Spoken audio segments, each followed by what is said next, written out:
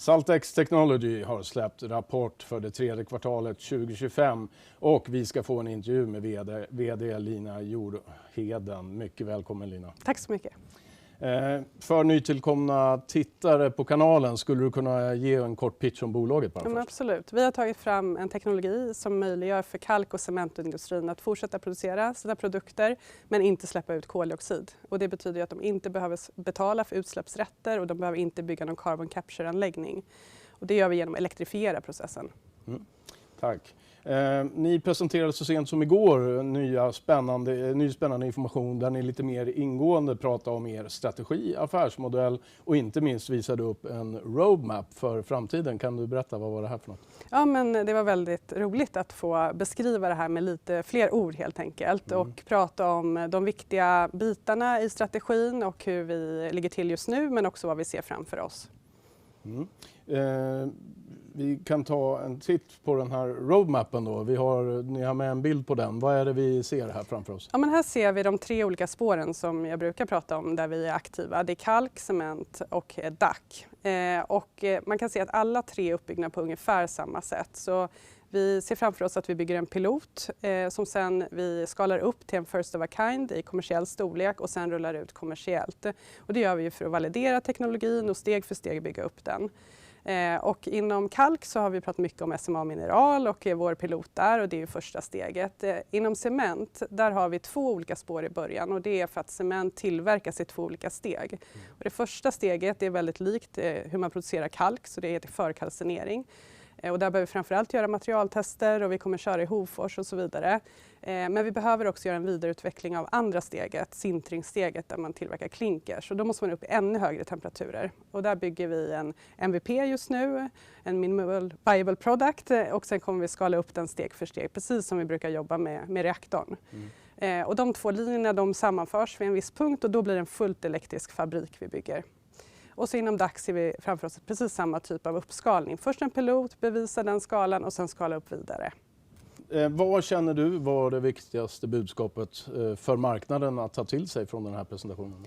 Ja, men det är väl att vi har den här planen tillsammans med våra kunder. Det här är inte bara vår roadmap utan det är också våra kunders roadmap. Och sen så är det hur vi faktiskt kommer kunna göra det här. Det är ju inte vi som bygger hela fabriken själva utan vi jobbar ihop med världsledande partners i ABB och i ThyssenKrupp Polysius. Och Polysius har byggt fabriker i över 100 år och är van att bygga piloter. Och att jobba tillsammans med dem gör ju att vi får en kapacitet att bygga den här piloten i Norge.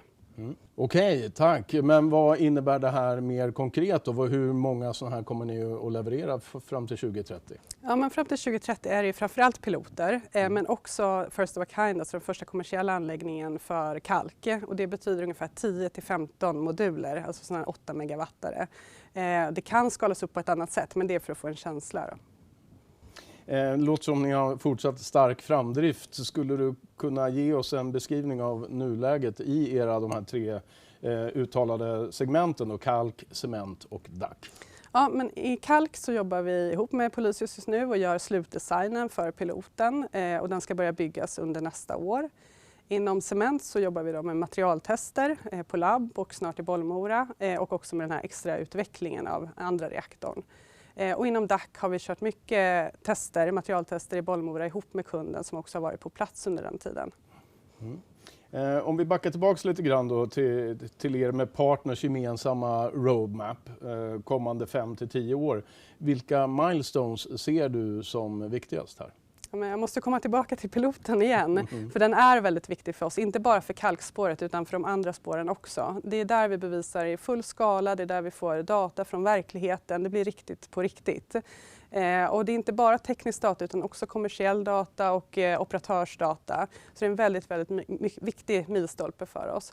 Men sen att få skala upp och att få bygga fler piloter i de andra, det är också väldigt viktiga milstolpar för sen global utrullning.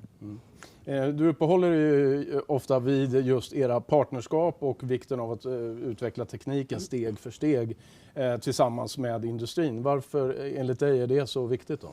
Ja, men det är en form av riskmitigering helt enkelt. Vi jobbar ihop med partners för att vi ska fokusera på det vi är bra på och de fokuserar på det de är bra på. Det gör ju att chanserna ökar att lyckas. Och sen att jobba nära kunden gör att man redan har en affär som man pratar om och pengar på riktigt. Och det är inte vi själva som bygger hela fabriken utan det är kunden som gör det. Och det gör ju också att vi alla tar en del av kakan och risken. Och det gör det mer sannolikt att vi kommer lyckas i slutändan. Affärsmodellen har vi pratat lite grann om, men det är viktigt att veta hur ni ska generera intäkter. Hur ser er leverans ut och hur ser ni att ni genererar då intäkter från den? Vi ser det från 2 olika nivåer. Dels så är det en leverans av hårdvara och den eftermarknad som hör till. Och sen så är det licensintäkter som bygger på det här tekniska konceptet som vi har tagit fram. Och vi ser framför oss att de här kommande åren när vi bygger pilot, då är en viktig del den här leveransen av hårdvara och eftermarknaden. Men ju längre tiden går, ju mer vi kan bevisa och vi får datan, då kan vi bygga upp en modell som bygger mer på de värdena som vi faktiskt skapar. Så då kan man se framför sig en per ton-modell till exempel. Just det, volymbaserad.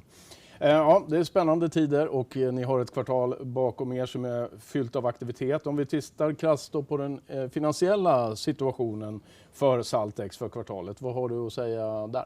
Ja, men den försäljning vi ser det är materialtester framför allt och det är både materialtester i Bollmora ihop med den amerikanska kunden som jag nämnde och materialtester i Hofors och det med SMA.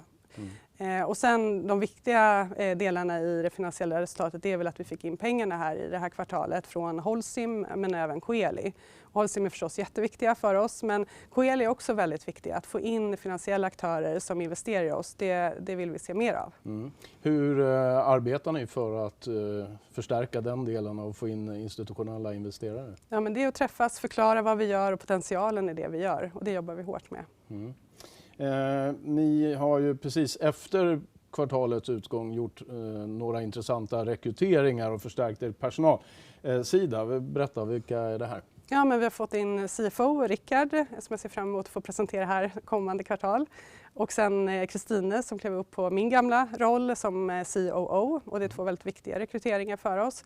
Men sen har vi också byggt upp teamet kring cement och andra kompetenser. Så vi bygger på steg för steg där också. Kul att få en bättre inblick i var ni står och hur ni ser på framtiden. När vi ses här igen och summerar helåret då, 2025, vad hoppas du att ni har uppnått då? Ja, men det här året har varit väldigt viktigt för oss. Det är här vi har börjat exekvera på vår strategi, byggt upp partnerskapen och också inte bara ha kalk som ett spår utan nu även cement och direct air capture. Så en väldigt, väldigt god grund att bygga vidare på. Vi sitter just nu i budgetarbete för 2026 och ritar upp planerna framöver och jag ser verkligen fram emot nästa år. Lina Jorheden, VD på Saltex Technologies, tack för din medverkan. Tack.